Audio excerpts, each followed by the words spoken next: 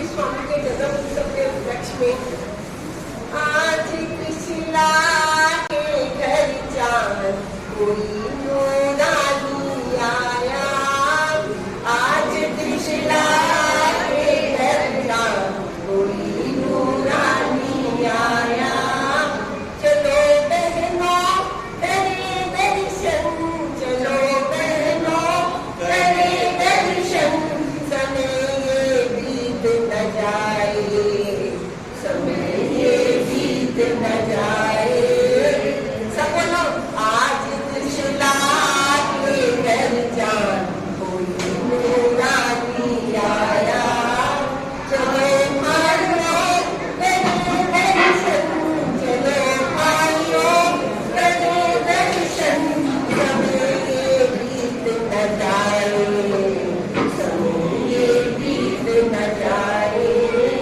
आसमां में है दिवाली सितारों ने बनाई, आज परियों ने मिलकर के शहनाई बजाई।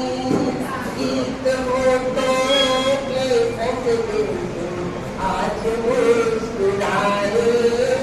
आज कृष्णा के घर चांद कोई नूरा नहीं आया। झनक पायल की पाँवों में आज शबनम ने लगाई। झनक पायल की पाँवों में आज शबनम ने लगाई। झूम के फूल और कलियां झूमती डाली डाली, झूम के फूल और कलियां झूमती डाली डाली। जोशीले फूल की बन के आज है मुस्कुराए। जोशीले फूल की बन के आज है मुस्कुराए।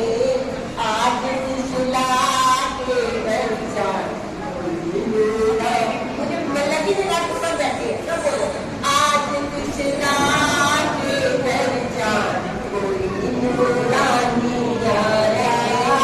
आज त्रिशूला के घर चांद कोई नूरा नहीं आया। करो दर्शन है जीवन का अगर कल्याण न करना। करो दर्शन है जीवन का अगर कल्याण न करना। है भव सागर से मिल करके अगर है पार उतरना। है भव सागर से मिल करके अगर है पार उतरना। ऐसा ना हो मेरी बात नारे मुड़ के आए। ऐसा ना हो मेरी वापस ये फिर मुड़ करके आए। आज त्रिशूला के घर चांद कोई नूरा नहीं आया। आज त्रिशूला के घर चांद कोई नूरा नहीं आया। बोलिए भगवान महावीर स्वामी की सर्वप्रथम अत्र विराजित महासती यशाश्री जी महाराज, महासाध्वी कौमुदी श्री जी महाराज के चरणों में वंदन नमन करके पश्चात सभी को जय जिनेन्द्र। आज पर्युषण पर्व का 5वां दिन है।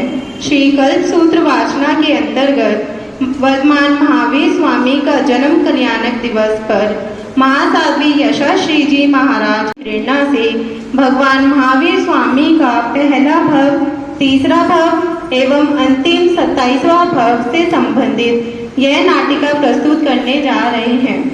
24वें तीर्थंकर चरम तीर्थाधिपति श्रमण भगवान श्री महावीर स्वामी का जन्म ईस्वी पूर्व 599 चैत्र शुक्ला 13 की शुभ रात्रि में हुआ।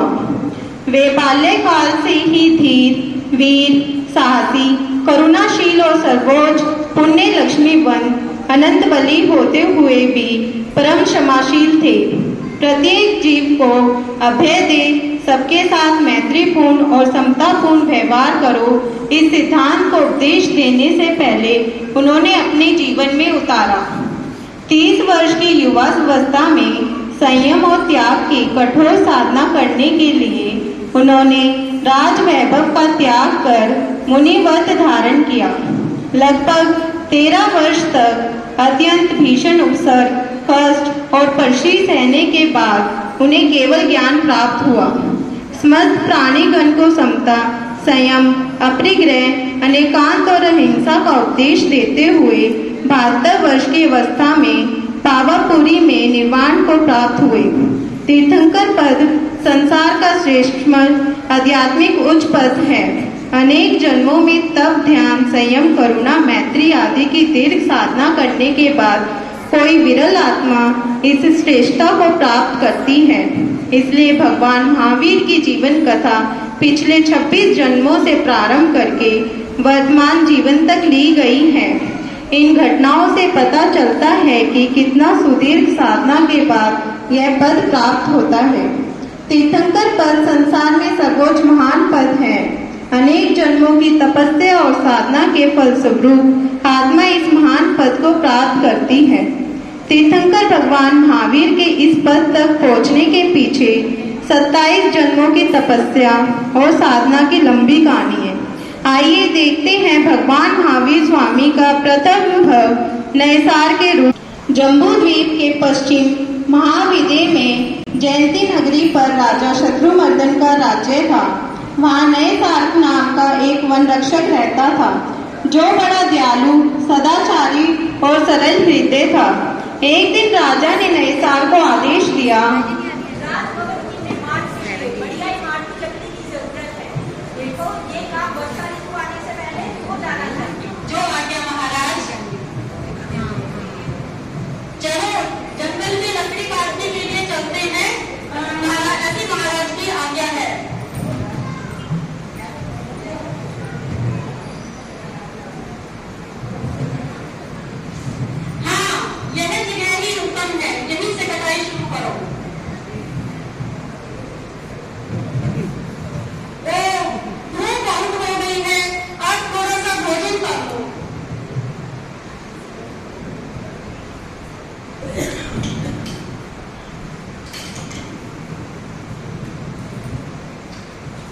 मेरा मन हो रहा है कि किसी अतिथि को भोजन कराकर फिर भोजन ग्रहण करूं।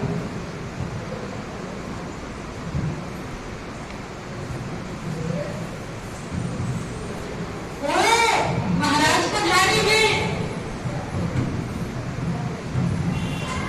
प्रणाम महाराज। इतनी चिलचिलाती धूप में आज यहाँ कैसे, इतनी घने जंगल में?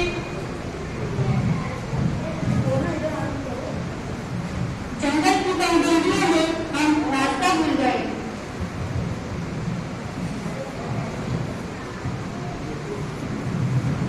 महाराज, आप बहुत भूखे और थके हुए प्रतीत होते हैं। यह मेरे लिए लाया हुआ शुद्ध आहार और मक्खा तैयार है। आप इसमें से ग्रहण करके मुझे धर्म लाभ।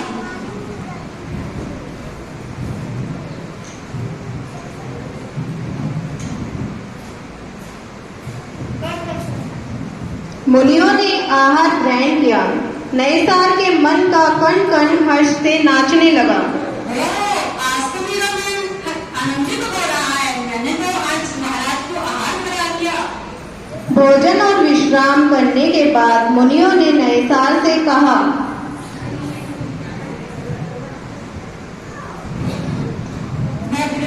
हमें आगे का रास्ता बता दो ताकि हम रात होने से पहले अपने नगर में पहुंच जाए।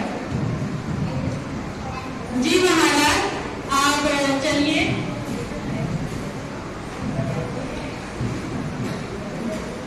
यह जो घंटी के नीचे सड़क जाती है, ऐसे नगर की तरफ में जाती है। आप सीधे सीधे चले जाइए।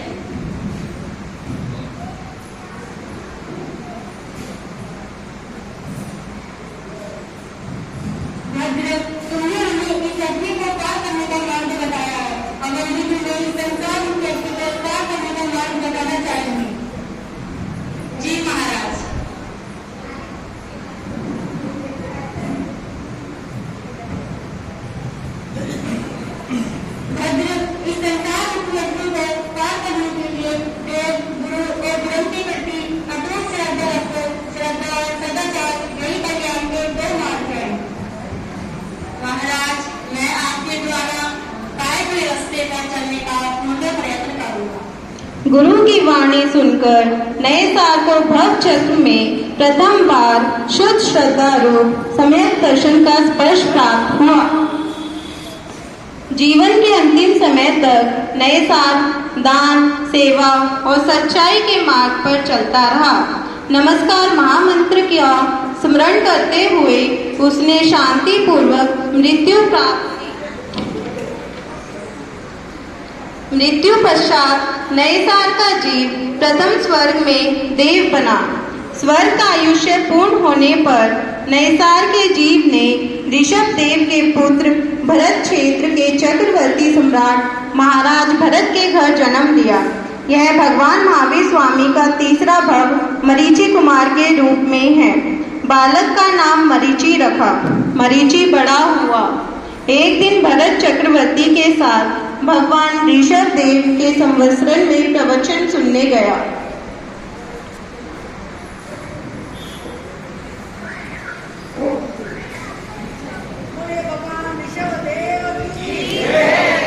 भगवान ऋषभ देव का प्रवचन सुनकर मरीचि को वैराग्य उत्पन्न हो गया और उसने दीक्षा ग्रहण कर ली। समय व्यतीत होता गया। मरीचि ने दीक्षा ग्रहण कर ली और तपस्या करने लगा। एक बार मरीचि मुनि विहार कर रहे थे। ग्रीष्म ऋतु का समय था। तेज धूप और लंबी यात्रा के कारण भूख प्यास से बेहाल होकर सोचने लगे।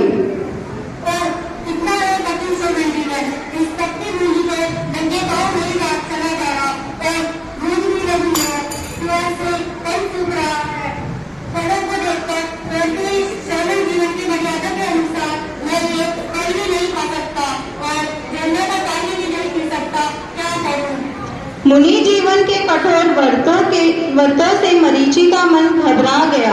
तभी उन्हें एक अनोखा उपाय सूझा।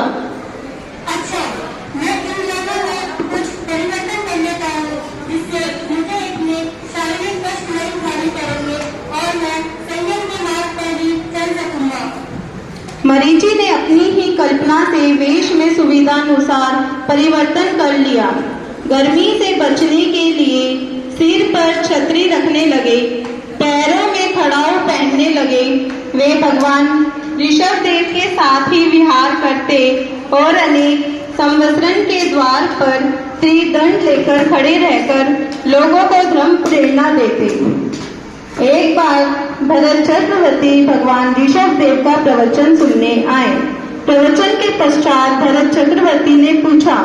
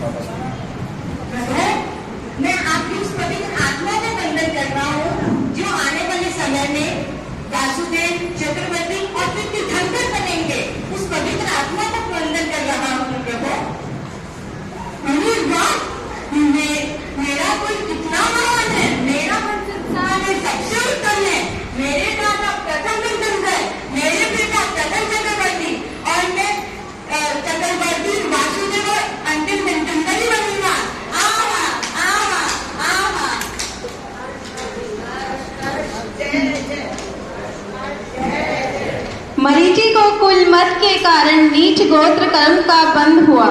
एक बार मरीचि बीमार हुए। सेवा के लिए उन्होंने कपिल नामक राजकुमार को अपना शिष्य बना लिया। मृत्यु को निकट जानकर मरीचि ने अनशन व्रत कर लिया और देव गति को प्राप्त किया। मरीचि भव के बाद भगवान महावीर स्वामी के जीव ने 12 जन्म लिए, जिसमें 6 भव देवता और 6 भव मनुष्य के किए। मनुष्य भव में वे त्रिदंडो परिव्राजक बने।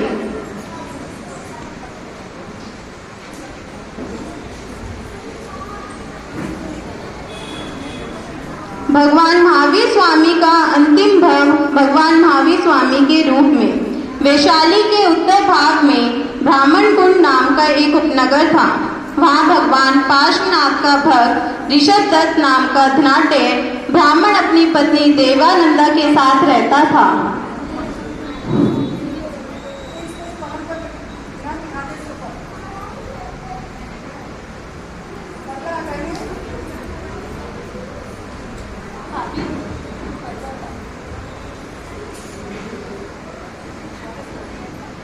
वैशाली के उत्तर भाग में ब्राह्मण कुंड नाम का एक उपनगर था। वहाँ भगवान पार्श्वनाथ का भक्त ऋषभ दत्त नाम का धनाढ्य ब्राह्मण अपनी पत्नी देवानंदा के साथ रहता था। भगवान महावीर स्वामी का जीव 10वें देवलोक से आयु पूर्ण करके देवानंदा के गर्भ में आए। भगवान महावीर स्वामी के गर्भ में आने के 82 दिन पश्चात सौधम स्वामी के इंद्र ने अपने अब्धि ज्ञान से देखा।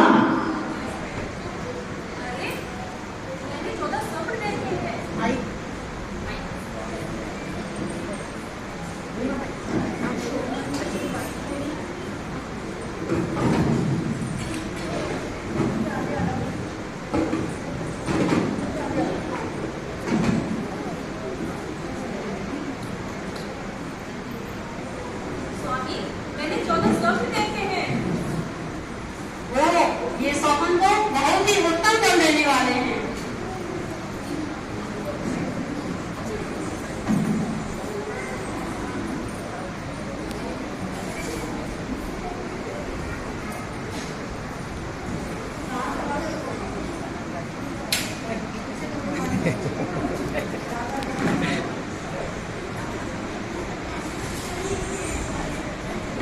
भगवान महावीर स्वामी के गर्भ में आने के 82 दिन पश्चात सौधम स्वर्ग के इंद्र ने अपने अब्धि ज्ञान से देखा। 14वें दिसंबर माता देवानंदा के गर्भ में आश्चर्य दिसंबर भगवान का जन्म सदैव क्षत्रिय कुल में होता है। मुझे अपने कर्तव्य का पालन करना होगा। सेनापति रणधीर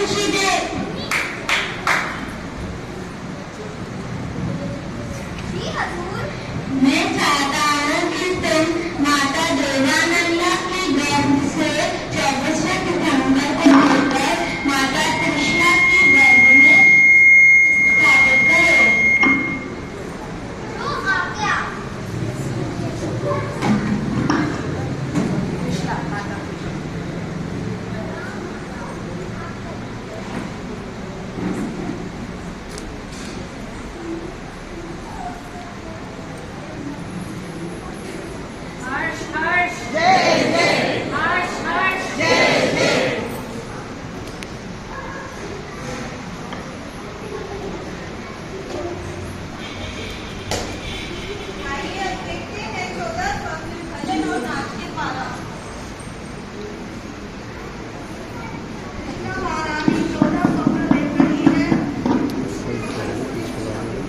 सर अब ये वीडियो बनाने की ज़रूरत है महाराज जी को बोलेंगे मुझे बैठ के बनाते हैं थोड़ी बहुत।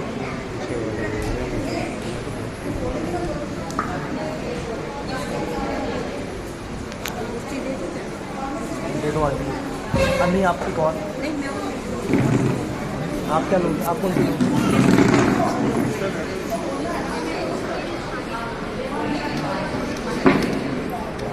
साल की वह 82वीं रात्रि थी। देव ने भगवान को नमस्कार कर गर्भ धारण की अनुज्ञा मांगी। देवानंदा के गर्भ को त्रिशला रानी के गर्भ में स्थापित कर दिया।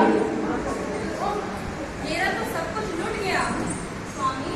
मेरे 14 स्वप्न किसी ने चुरा लिए हैं।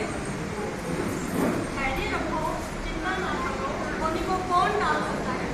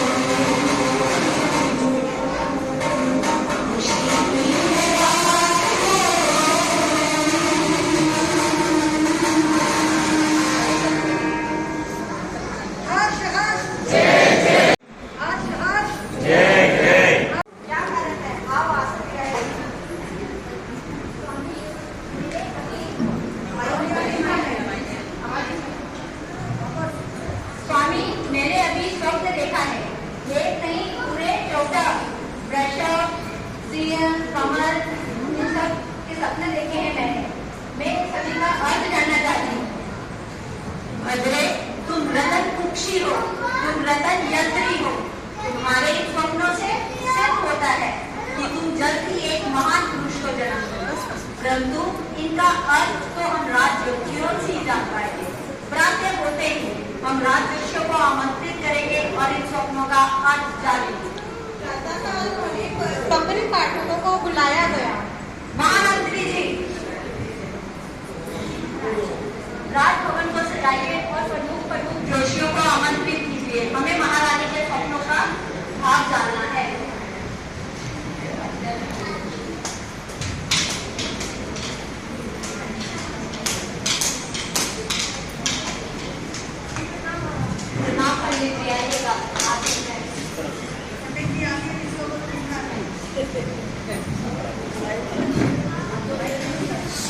पंडित प्रवर, आज आपको इसलिए याद किया गया है कि महारानी त्रिशला ने सुप्त अवस्था में 14 स्वप्न देखे हैं।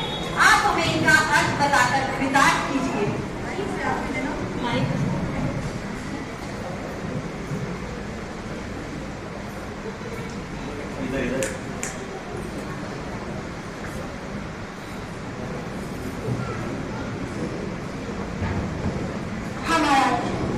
हमारे स्वप्न शास्त्रों के अनुसार कुल 72 स्वप्न है, जिनमें से 42 स्वप्न सामान्य करके बताए गए हैं और 30 स्वप्न विशेष करके बताए गए हैं। जब हरिहर चक्रवर्ती गर्भ में आते हैं तो उनकी माता इन 30 स्वप्नों में से कुल 14 महास्वप्न देखकर जागृत होती है। वासुदेव के गर्भ में आने पर उनकी माता इन 14 महास्वप्नों में से कुल 7 महास्वप्न देखकर जागृत होती है। बलदेव की माता 4 महास्वप्नों को और मानसिक राजा की माता 1 महास्वप्नों को देखकर जागृत होती है। महाराज कृष्णा शुक्राचार्य ने जो ये 14 महास्वप्न देखे हैं वे मंगलकारी है। वे पुत्र, राज्य, भोग, सुख का लाभ करेंगे।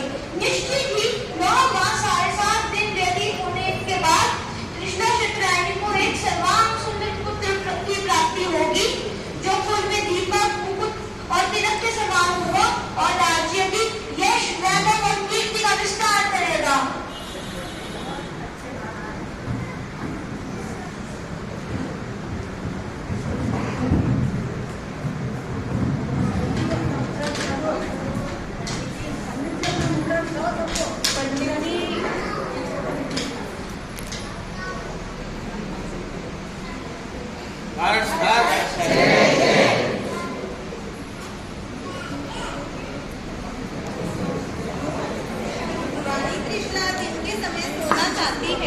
लेकिन मैं दिन में सोकर बालक को कुंभकर्ण नहीं बनाना चाहती। वह काजल भी नहीं लगाती, जो कि बालक की आंखें कमजोर नहीं है। राजा रानी का विशेष ध्यान रखते हैं। राजा रानी सिंहासन पर बैठे हैं, तभी प्रसन्नचित्त किसानों का दल दरबार में आते हैं।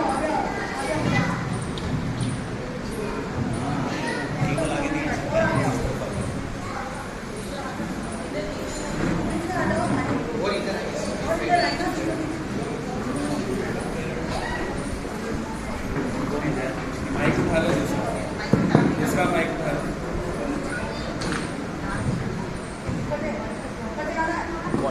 महाराज की जय हो।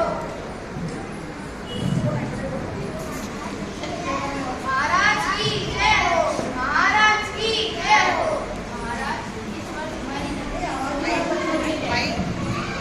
महाराज इस वर्ष हमारी धरती सोना उगल रही है।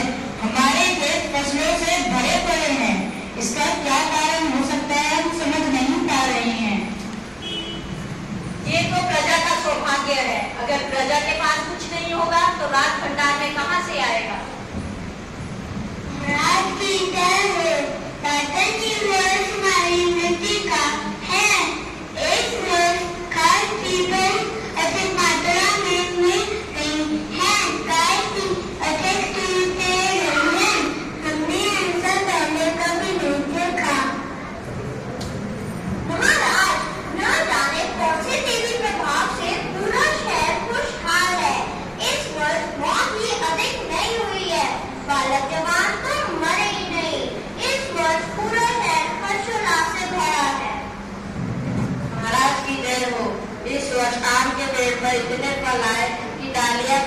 की वजह से झुक गई हैं, मानो विनम्र भाव से धरती को वंदना कर रही हो। सब कुछ वर्तमान है, हर जगह वृद्धि हो रही है। महारानी कृष्णा की गर्भ में आई हुई संतान अवश्य ही महान है। हम इस बालक के जन्म होने पर इसका नाम वर्धमान रखेंगे। वर्धमान यानी वृद्धि करने वाला, हर तरफ खुशहाली होगी।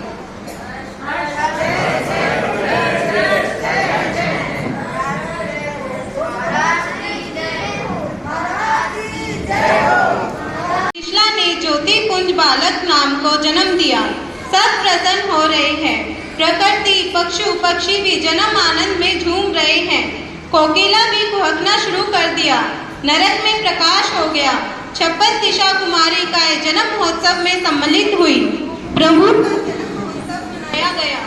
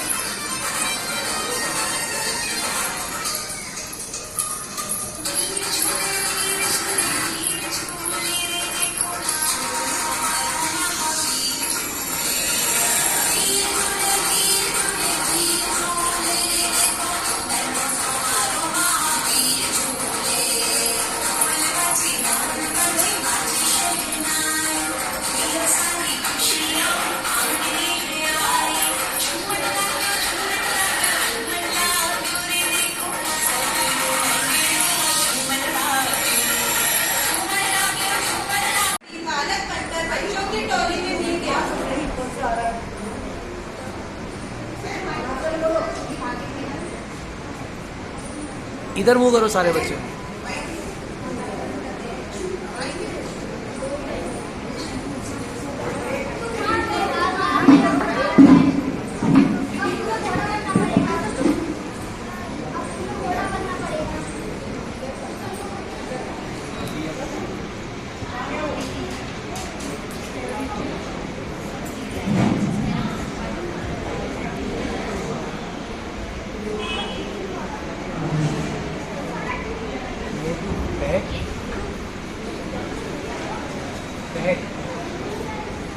परीक्षा लेने आया मायावी देव भी बालक बनकर बच्चों की टोली में मिल गया। खेलते खेलते वह जानबूझकर वर्धमान से हार गया और फिर उसने वर्धमान महावीर को अपनी पीठ पर बिठाया।